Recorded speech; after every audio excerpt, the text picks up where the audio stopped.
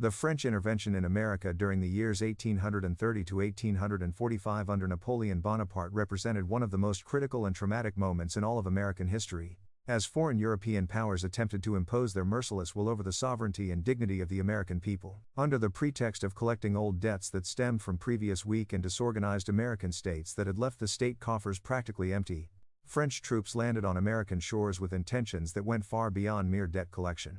While other European powers were content with economic concessions, the French under Napoleon Bonaparte revealed their true ambitions.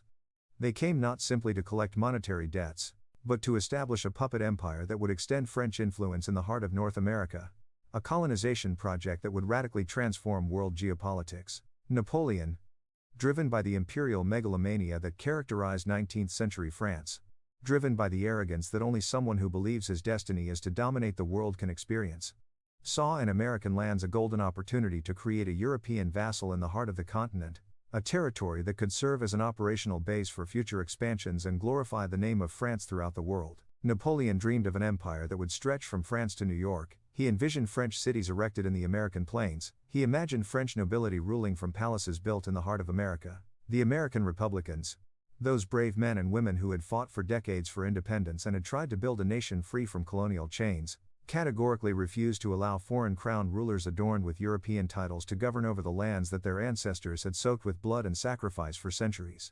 They had seen too much suffering, lost too many brothers, to now simply allow Napoleon's capricious empire to make them serfs again. Among the leaders of this heroic and almost supernatural resistance, stood out a figure whose name was spoken with reverence among American Republicans and with respectful terror among the French. An American general whose courage represented the embodiment of the struggle for national freedom with a determination that seemed to come from the depths of American soil itself, accompanied by a pleiade of military generals whose bravery would become living legend. Among these generals, none shone brighter than James Williamson, whose name would become synonymous with American Republican resistance.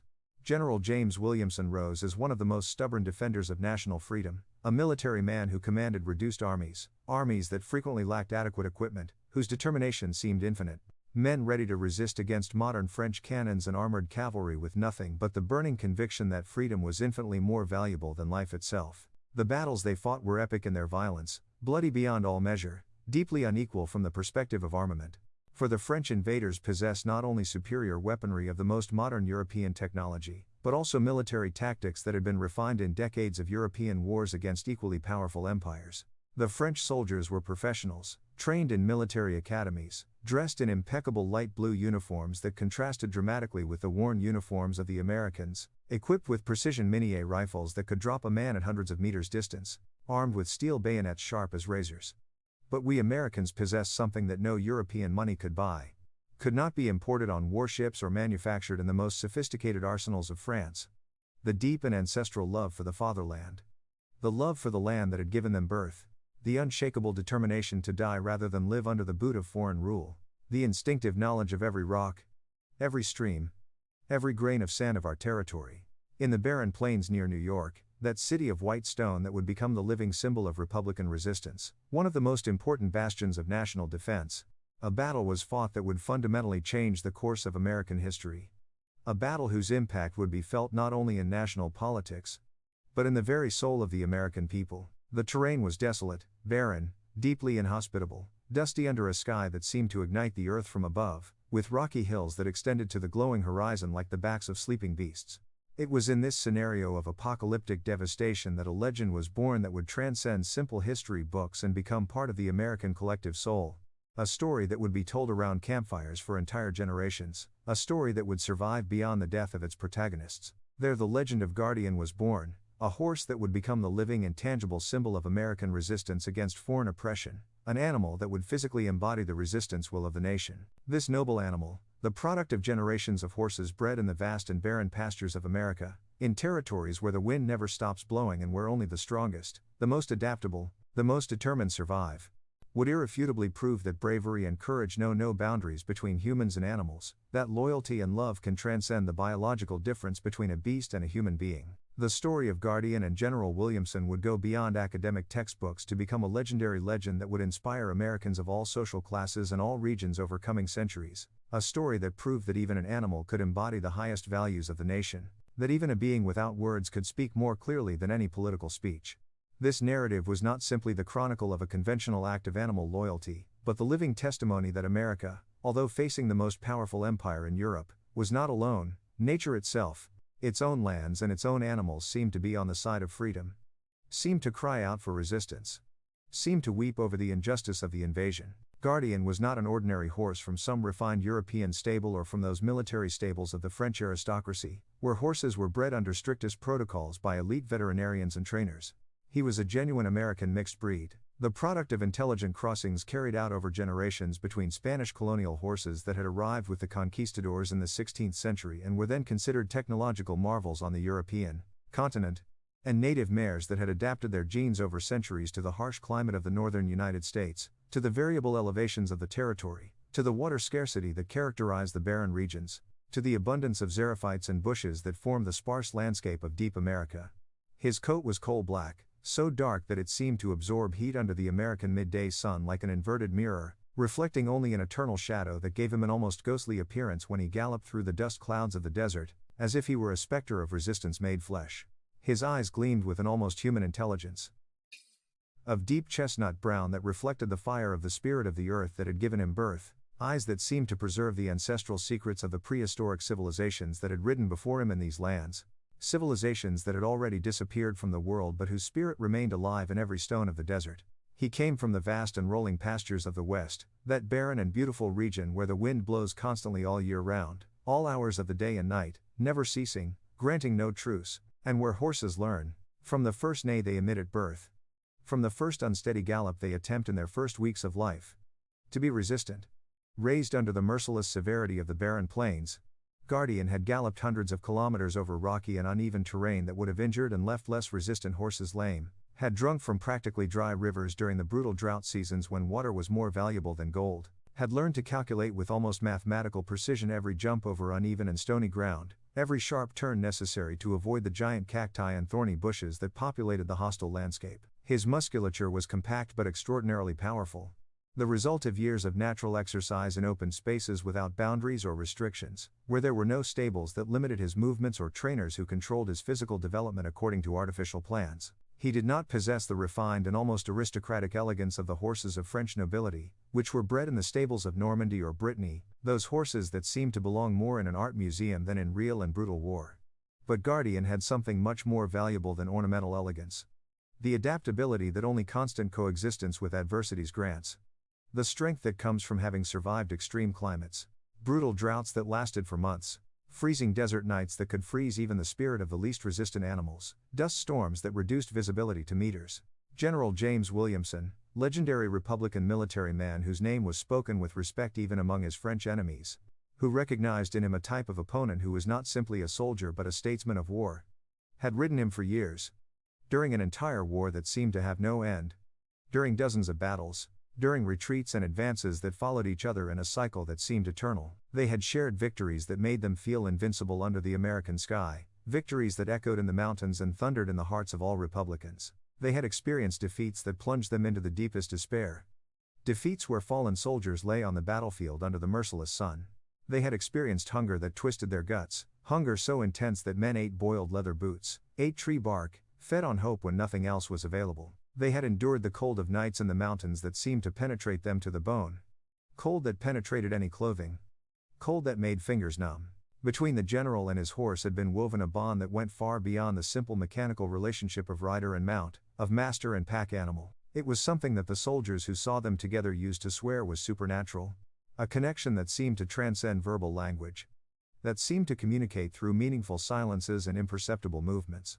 Guardian knew the general's movements with a precision that defied any rational explanation, as if Williamson's movements were his own will, manifested in two separate bodies that acted as one. He could feel the minimal tension in the reins, that imperceptible tension that external observers never could have discovered, before the general even thought to verbally give a command, anticipating the direction changes, the impossible jumps, the speed changes. When Williamson was afraid, when fear overcame him in those critical moments of combat when death was imminent, Guardian remained stoic and firm, as if his calm were the anchor that kept the general tied to reality, to hope. When Williamson was angry, when rage boiled in his veins because of the injustice of foreign invasion, because of fallen comrades, because of European arrogance, the horse channeled that primitive anger into pure speed. into raw strength, into that explosion of energy that only truly connected beings can share.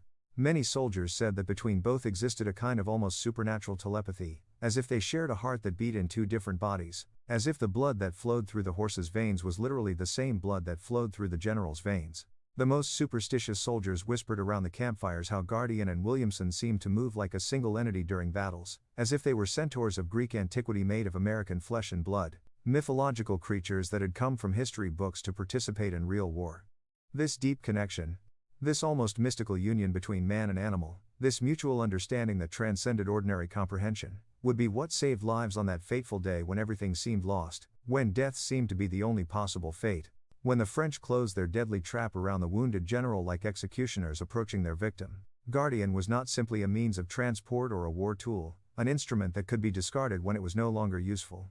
He was a soldier in his own right, a fighter who had participated in dozens of battles, who had seen friends bleed to death in the dust, who had dodged whistling bullets and thundering cannon shots, who had repeatedly charged against practically suicidal defensive positions where death was guaranteed. He had been wounded multiple times, deep cuts and scratches from French bayonets that penetrated his skin, scrapes from bullets that pierced his hide but fortunately not his vital organs, a particularly deep scar on his left flank from a particularly brutal battle months earlier where they had almost fatally wounded him. But he continued on, presented himself without complaint in every battle, continued to answer the call of freedom that his rider embodied with complete conviction. In his eyes was a fire that was not simply conditioned animal instinct, but almost conscious understanding that he was participating in something greater than himself, something that transcended his own individual existence, something that would affect the lives of millions. The French had learned to fear him, although they never admitted it verbally among their officers in formal reports. In the canteens of New York and in the French camps, they spoke in whispers about the black horse of General Williamson, about that animal that seemed almost impossible to defeat, that evaded entire French cavalry charges as if it had supernatural powers. Some French soldiers swore they had seen Guardian glow under the moonlight during nighttime attacks, as if he were surrounded by an aura of patriotic fire that was visible even in darkness. Others spoke with terror of Guardian's neigh, that sound which they believed could freeze the blood of the bravest men, that animal cry that seemed to contain all the fear and rage of an oppressed nation, all the history of resistance of the American people. The legend of Guardian grew exponentially with each battle, was reinforced in each Republican camp with increasingly extraordinary stories, became a reality so large that it began to become more important than the physical reality of the animal itself. He was a living myth, a walking legend, proof that America was not completely defenseless against the French Empire. The battle near New York was particularly violent and confusing, an absolute chaos of yellowish smoke from the cannons, blood that stained the desert sand, screams that echoed across the entire desert plain like the howling of mortally wounded beasts. The Republican troops, although brave to the point of sacrifice, to death itself, were poorly equipped compared to the French and frequently hungry after months of campaigns, their uniforms literally torn to shreds from much use, their weapons frequently rusted due to lack of proper maintenance due to resource scarcity. General James Williamson led from the front as was his unshakable habit, risking his life in every attack, demonstrating by his example that a true patriot did not ask his men to do something he had not done first. The French cavalry, consisting of veterans of European campaigns in Italy, in Crimea, in numerous battles of the old continent, attacked in precise and devastating formations that had been perfected over centuries of imperialist conquests. The French muskets fired with surgical precision that was almost artistic in its accuracy, dropping American soldiers who lacked tactical uniformity and formal military training, but who compensated for this lack with wild bravery that came from the heart of the earth they defended. What they lacked in discipline and equipment, however, they compensated for with a wildness that completely surprised the Europeans.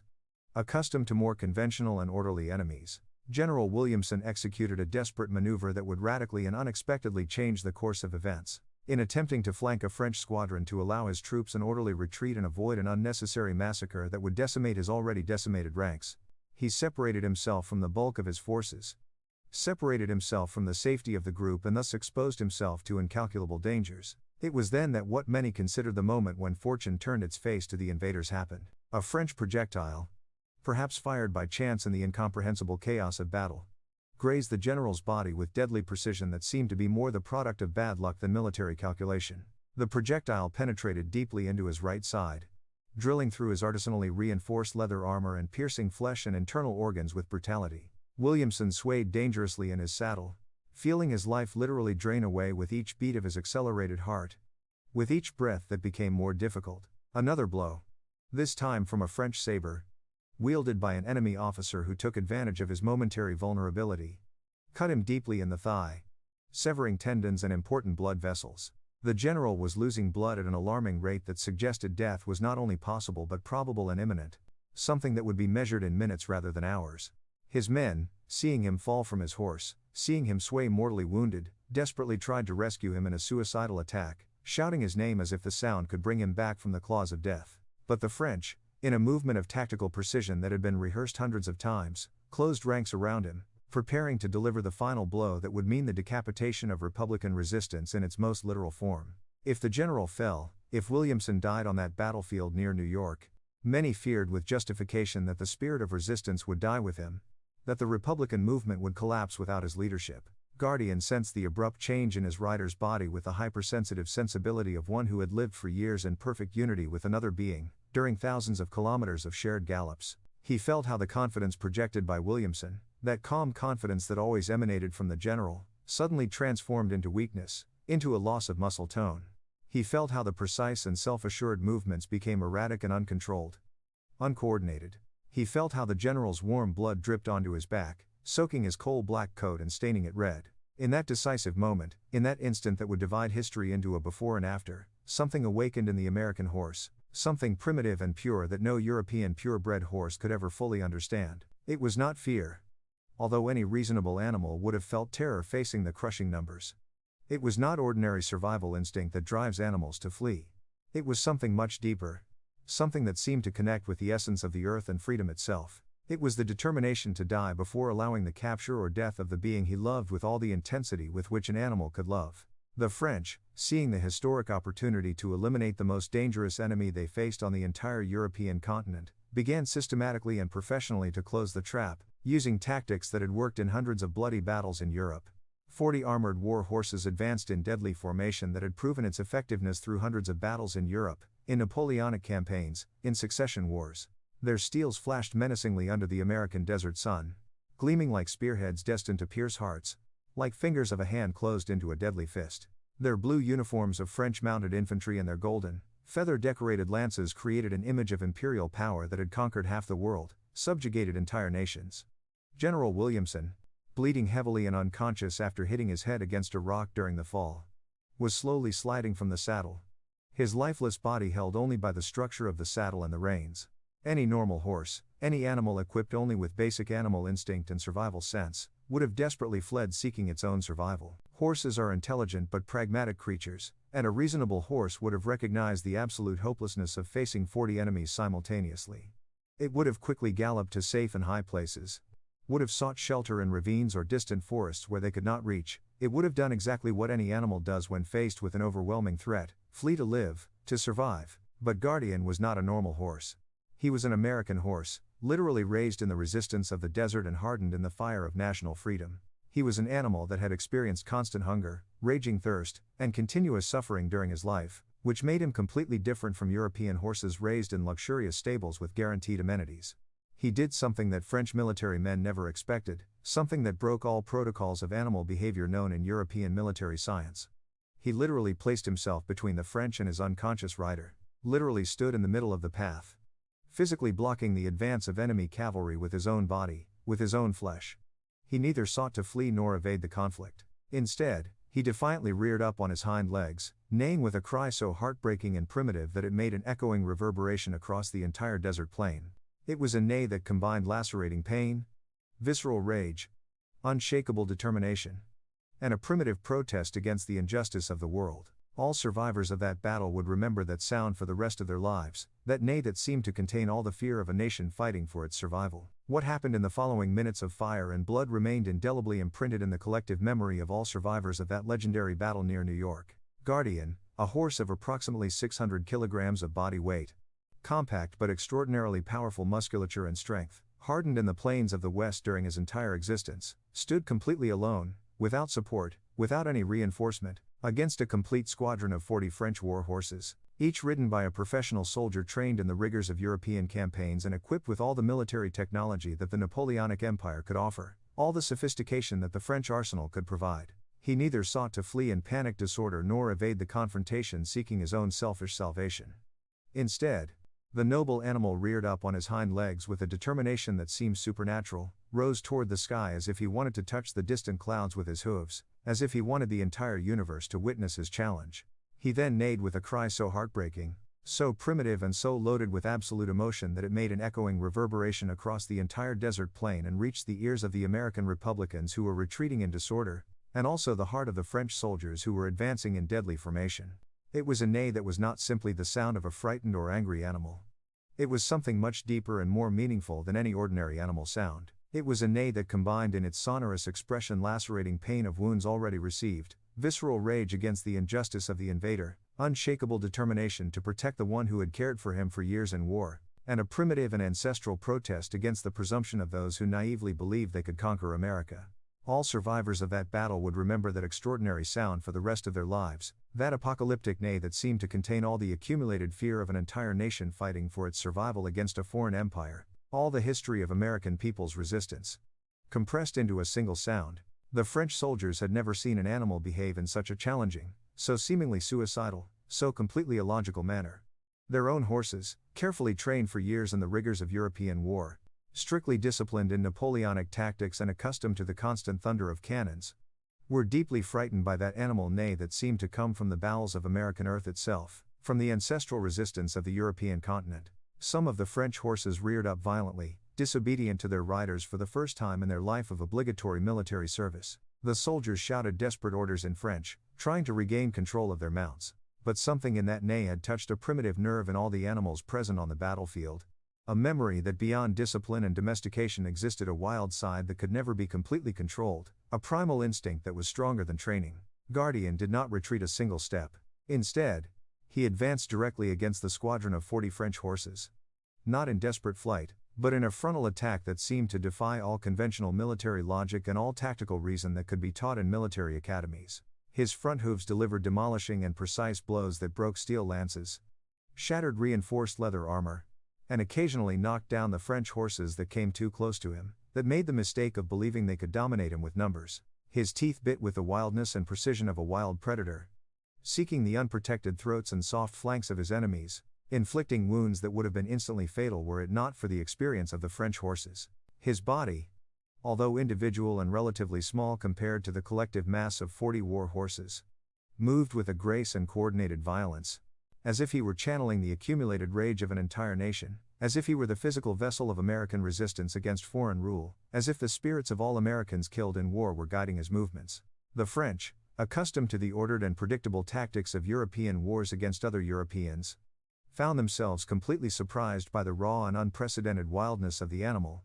by the naked violence that seemed to spring from his soul. They needed too many precious seconds to react adequately to this completely unexpected threat. Some tried to shoot him with their regimental pistols, but the shots barely penetrated his coal-black coat that seemed almost armored, or missed completely under the frantic and unpredictable movement of the horse. Others tried to strike him violently with their sabers, but Guardian was too fast, too agile, too aware of the dangers surrounding him from all sides. The French military men, accustomed to following orders within a rigid and established hierarchical structure, gradually found themselves reduced to defending themselves like animals in a chaotic slaughter, without collective coordination, without tactical formation, simply trying to survive the encounter with this beast that seemed possessed by supernatural forces. Guardian allowed none of the French horses to approach the unconscious body of the general. Each time a French war horse tried to approach from a flank, it received a perfectly calculated backward kick that sent it to the ground with empty lungs. When another tried from a different angle, Guardian's teeth sank into the intruder's neck with a precision that could only come from instinct perfected over thousands of years of equine evolution. The French, finding themselves unable to defeat Guardian through direct combat and feeling increasingly frustrated, humiliated and frightened, tried to surround him in an encircling maneuver to completely enclose him. They deployed their 40 horses in a circle that gradually narrowed, hoping that the lack of maneuvering space would finally render the American horse immobile and finally allow them to finish him and the general. But Guardian, in an act of instinctive genius that could only come from someone who had spent his entire life galloping freely over desert plains, understood exactly what was happening, what the enemies intended. The trap was closing, that was true, but a predictable pattern was also forming. Guardian carefully sought the weakest point in the French formation, the place where two riders were not completely coordinated, where a small strategic gap existed in the wall of horses and steel. He turned abruptly with an explosive acceleration that completely surprised the French military men, who had not expected such an evasive and violent maneuver. In that critical moment, when everything seemed hopelessly lost, when the French were ready to deliver the final deadly blow, Guardian did exactly what his unconscious rider would never have asked from a conventional tactical perspective. He completely left his defensive position and began galloping furiously toward freedom, carrying General Williamson's bloody body on his back like a sacred relic. As if he were transporting the complete hope of a nation, as if he carried the future of America itself in his burning lungs, in the blood that flowed through his veins. The hand-to-hand combat between Guardian and the 40 French horses lasted almost 5 complete minutes, although it seemed like a compressed eternity to everyone, an eternity in which seconds transformed into hours and hours condensed into fleeting moments. Guardian, although deeply exhausted, aching to the marrow of his bones from the sustained and extreme efforts and carrying open wounds from bayonets on his body that bled freely, managed to completely break through the French trap thanks to his superior speed, his innate agility, and his deep knowledge of American terrain that the French horses could never truly master. As he galloped toward rescue, carrying the general, Guardian left behind the frustrated and angry French who tried to pursue him but discovered that their horses, trained for the ordered European plains, could not maintain speed on the rocky and uneven terrain of the American desert. Once Guardian broke through the French trap, the second and perhaps most heroic part of this animal epic began, which would forever define the spirit of American resistance. The American horse had to cover 8 complete kilometers through the merciless desert near New York while carrying the unconscious body of General James Williamson, who continued to bleed profusely from the bullet and saber wounds he had received during the brutal combat. The terrain was an absolute nightmare, a hell of stone and fire that would have caused any living creature less determined than Guardian to give up. Sharp rocks protruded from the ground like the teeth of a monster, ready to lacerate, ready to pierce the horse's hooves at every step. The burning sand, heated by the merciless American midday sun to hellish temperatures, burned Guardian's hooves without mercy, creating a sensation of running on living coals with each painful placement. The thorny bushes, characteristic of the western desert, extended across the entire landscape. Their sharp thorns tore the horse's skin each time they grazed his coal-black coat. The heat of the American midday sun rose to practically unbearable temperatures, the kind of heat that seems not to be of earthly origin but sent directly from some forgotten hell. With each agonizing step, Guardian felt the weight of the general on his back, a weight that was not only physical but also deeply emotional and spiritual. The burden represented something much greater than the kilograms of a wounded man. Guardian was transporting the weight of hope of an entire nation, the future of America, the very possibility that freedom would not be trampled by European boots. He knew in a primitive but fundamental way that he was transporting the life of someone thousands of Americans loved and respected. The French pursuit was relentless and merciless, without any mercy. Napoleon's soldiers, humiliated by having been confronted and then mocked by a single horse, as that horse managed to escape with its living trophy, rode with renewed fury and renewed determination. They fired their Minié rifles from the backs of their horses, sending bullets that whistled around Guardian and the general like swarms of angry wasps. The bullets struck against the rocks producing bright sparks, penetrated the sparse air leaving visible traces of death. Some grazed the horse's body, leaving bleeding wounds that joined as badges of honor to those he had already received during hand-to-hand combat against the 40 French soldiers. Guardian galloped faster, his hooves struck the ground with such a frantic rhythm that it seemed supernatural, as if he had the heart of a prehistoric war drum beating in his chest. His lungs burned with each breath, the dry desert air scratched his throat with each draw, but he continued on because there was no option, because the alternative was to allow them to capture the general and execute him in the most brutal imaginable way. The general, precariously tied to the horse with improvised ropes that someone had managed to secure in the chaos, bounced and swayed dangerously with each movement of the horse, in constant risk of falling and rolling through the desert. But Guardian, with an intelligence and sensitivity that defied any rational explanation, automatically adjusted his gallop. His survival instincts had transformed into instincts of absolute protection. The horse changed the rhythm of his steps according to the load, increased or decreased speed in almost imperceptible ways to maintain the balance of his precious cargo. It was as if Guardian's nerves were directly connected to the general's life, as if each heartbeat of the horse was synchronized with the weak pulse of the man he was transporting. Along the 8 kilometers of the hellish route, Guardian faced natural obstacles that would have permanently stopped any normal or European horse. Streams of turbid water, remnants of runoff from the western Sierra, cut across the path like liquid trenches, impossible to cross. Under any other circumstances, Guardian would have easily jumped over them with his natural athleticism. But with the additional weight of the general and wounded as he was, each of these streams presented a major challenge. However, the American horse demonstrated a determination that went beyond physical limits. He jumped with the last remnants of his energy, his hooves barely lifting from the ground in jumps that seemed to defy gravity itself. Deep ravines opened before him like the mouths of hungry beasts, but Guardian always found a way to circumvent them or cross at points where the slope was less pronounced. His survival instinct, forged in years of galloping over the inhospitable terrain of the West, allowed him to find routes that the French, accustomed to the ordered plains of Europe, could not follow. The French pursuers, although expert riders trained in Napoleonic campaigns throughout Europe, gradually discovered that their horses, accustomed and trained for ordered plains, paved roads and cultivated fields of France, could not maintain speed or agility on the rocky and uneven terrain of the American desert. The European horses were larger than Guardian, heavier, more powerful in terms of raw strength, but in the desert raw strength was useless. What was needed was adaptability, instinctive knowledge of terrain, the ability to calculate each step over irregular rock. Guardian possessed all of this in incomparable abundance. His hooves, hardened by years of galloping under the merciless sun, were almost like hardened skin, almost like natural steel. His muscles, developed not in luxurious stables but in daily struggle for survival, had the elasticity of a perfect spring. His heart, filled with the indomitable spirit that characterized America, beat with a power that European horses could never reach because they had never truly had to fight for their existence. The distance stretched out, but Guardian did not stop. After 3 kilometers, the wounds began to hurt more intensely. Each blow of his hooves sent stabbing pains through his limbs.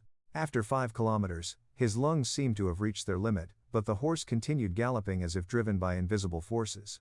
After 6 kilometers, the French finally began to fall behind. Their horses, exhausted from pursuing the American horse through the brutal terrain, began to noticeably slow down. The soldiers finally understood that their prey was too far, that they had been surpassed not only in bravery but in adaptability, in survival capacity, in the pure spirit of resistance.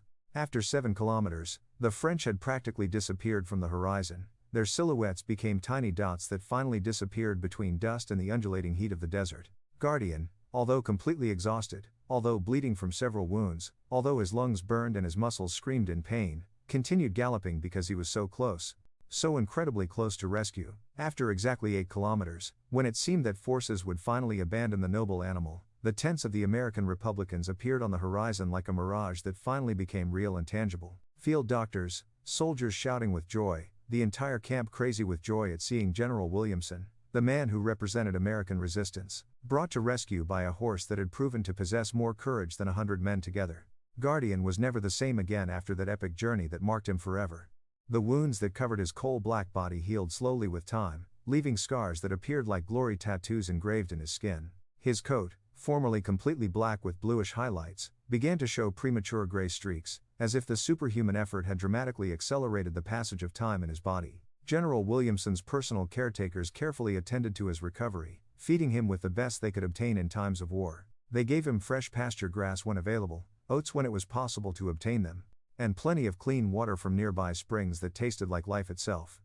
Guardian slowly but steadily regained strength, but something deep in his mind had changed forever. He was no longer just an ordinary war horse. He had become a living symbol of American resistance, tangible and animal proof that glory and honor know no boundaries between species, that sacrifice can come in many forms. General James Williamson, thanks to the intervention of experienced Republican war doctors and his own iron constitution forged through years of battle, survived miraculously.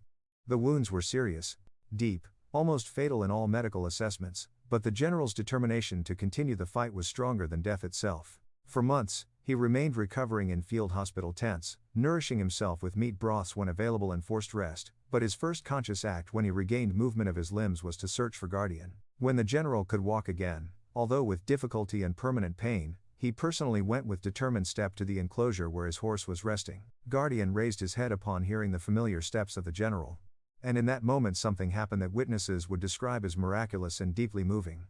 The horse and the man looked into each other's eyes, and both wept. It is neither metaphor nor romantic literary exaggeration.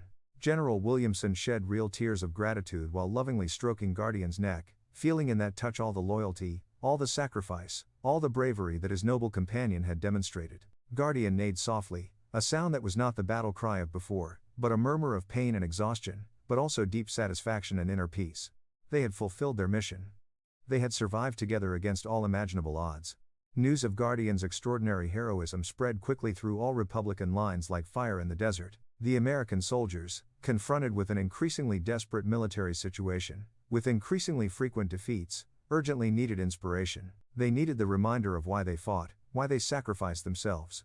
The story of a horse that faced 40 enemies simultaneously alone, that stood between his rider and death, that covered 8 kilometers of merciless desert carrying a wounded general, was exactly the spiritual spark the army needed to continue resistance. Folk ballads began to tell Guardian's story in rhymed verses. American poets who traveled with Republican troops wrote epic verses that dramatically narrated the epic encounter on the plain.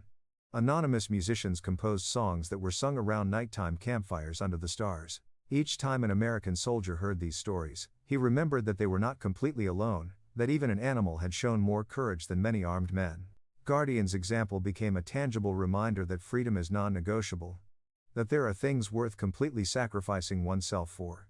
Meanwhile, the war continued its relentless course. The Republican troops, although wounded, hungry and exhausted, intensified their operations against the invaders. General Williamson, recovered although permanently affected by his wounds, assumed command of his forces with renewed determination and energy. His near-death experience, his miraculous rescue by Guardian, had taught him that forces existed in the universe that transcended traditional military logic. He began to fight with a different wildness, as if he were channeling not only his own fighting will but also that of his horse, the will of all Americans who had suffered under French occupation. The subsequent battles showed a gradual but perceptible change in the balance of power. General Williamson, together with other Republican generals like Robert Davis and Michael Brown, began to employ increasingly sophisticated and effective tactics. They used American terrain to their advantage, terrain of which they knew every rock, every stream, every grain of sand, every mountain access. The French, accustomed to European campaigns with their ordered plains, found themselves disoriented and progressively weakened. Their supply lines were long and vulnerable to guerrilla attacks. Napoleon, in Paris surrounded by his courts, began to realize that his American adventure had been a costly mistake in lives and money. The war in Europe demanded resources ever more urgently. Political opposition in France grew constantly. French public opinion began to turn against what many saw as an unnecessary and expensive war against a distant people who simply wanted to be free. The American Civil War, which had begun as Napoleon's imperialist dream, was becoming a political nightmare that threatened the stability of his own government. Reports from American battlefields spoke of inhuman resistance, of a people who preferred to die rather than surrender, of soldiers who fought with a desperation that European military doctrine could not understand. Stories like Guardian's, multiplied by hundreds throughout American territory, created an image of a nation that could not be conquered by conventional means. French generals sent increasingly pessimistic reports to Paris, describing an enemy that seemed to draw strength from the very land they defended. Napoleon's advisors began to quietly suggest that perhaps the time had come to seek an honorable exit from the American conflict. The costs in men and resources were becoming unbearable, while the European situation required urgent attention. Diplomatic pressure from other European powers, who saw France's weakness in America as an opportunity to advance their own interests, added additional weight to arguments for withdrawal. It was then, in this context of French exhaustion and growing American resistance, that the final phase of the war began. Guardian and General Williamson, now legendary figures throughout Republican America, would play a crucial role in the events that would lead to the definitive expulsion of French forces from American soil.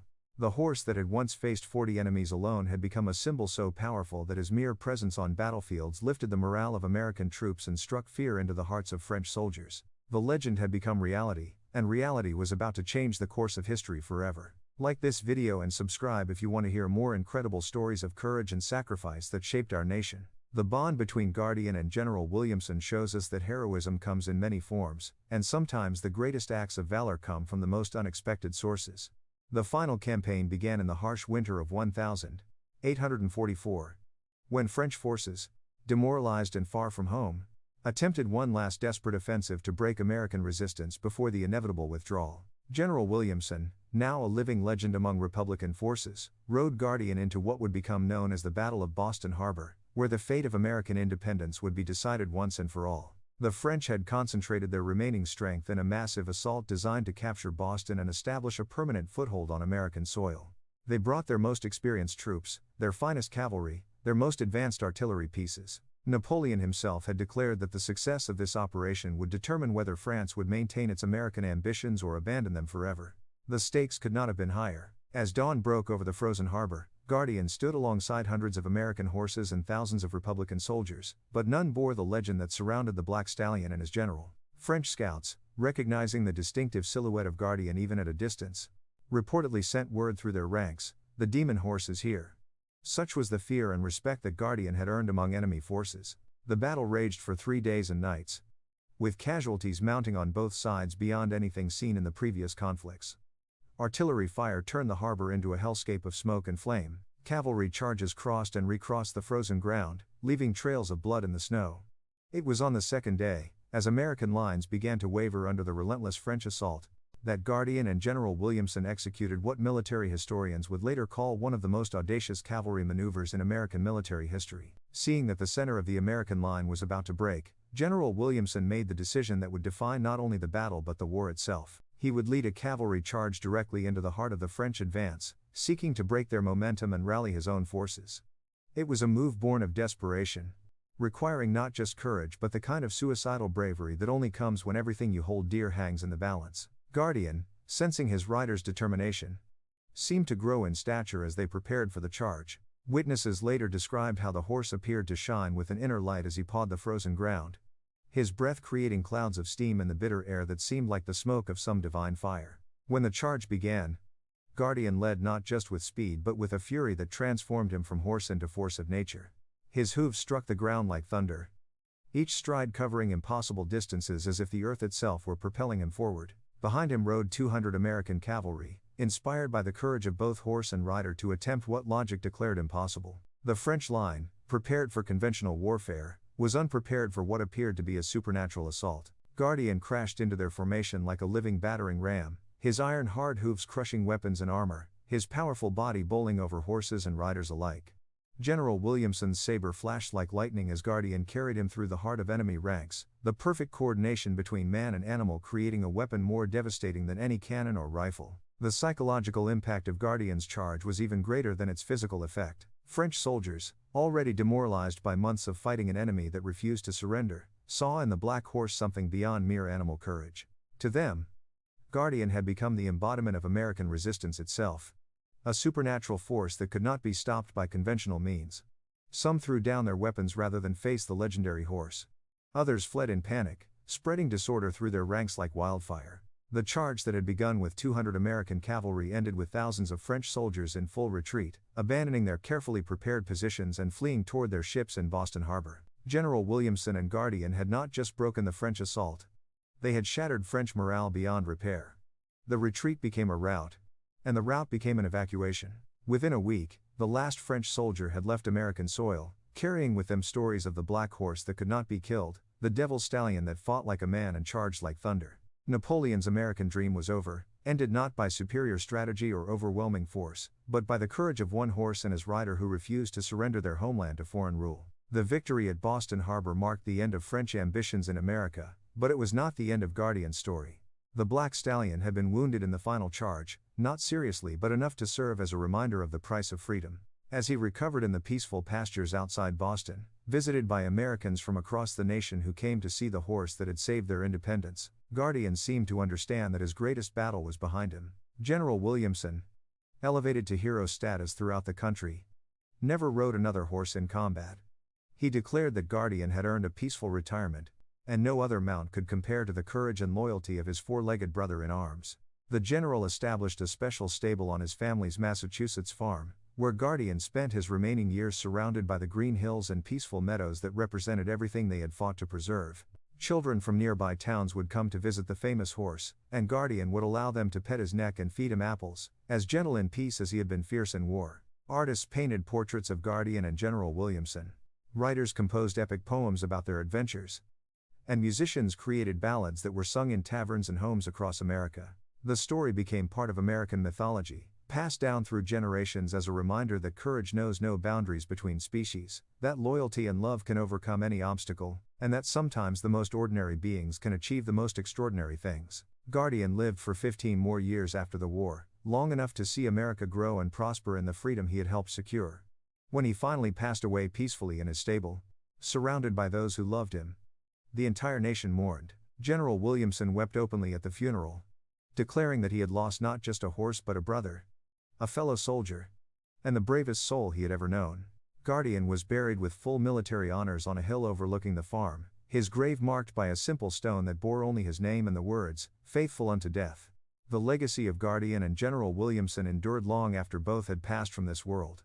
Their story became a symbol of the American spirit, representing the values of courage, loyalty, and sacrifice that define the young nation. In times of crisis, Americans would remember the black horse that faced impossible odds and never surrendered, drawing inspiration from his example to overcome their own challenges. Schools taught children about Guardian's heroism, military academies studied his tactics, and historians debated the precise impact of his actions on the course of American history. But perhaps the most important legacy of Guardian was not found in history books or monuments.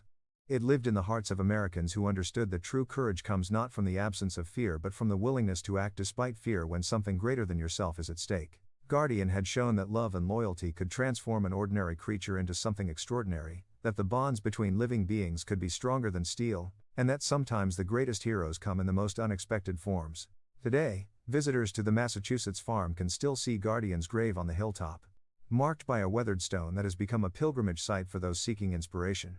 They come from all walks of life, soldiers and civilians, young and old, Americans and foreigners, all drawn by the story of a horse that refused to surrender when everything seemed lost. As they stand beside that simple grave, looking out over the peaceful valley that Guardian once called home, many visitors report feeling something indefinable, a sense of connection to something greater than themselves, a reminder that courage and love are the forces that ultimately shape the world. The wind that blows across the hilltop seems to carry with it the echo of hoofbeats, the memory of a time when one horse's courage changed the course of history and proved that heroes can be found in the most unexpected places. If you found this story moving, please share it with your friends and family. Subscribe to our channel for more incredible tales of courage and heroism that shaped American history. The bond between Guardian and General Williamson reminds us that true bravery comes in many forms, and that love and loyalty can overcome even the greatest obstacles.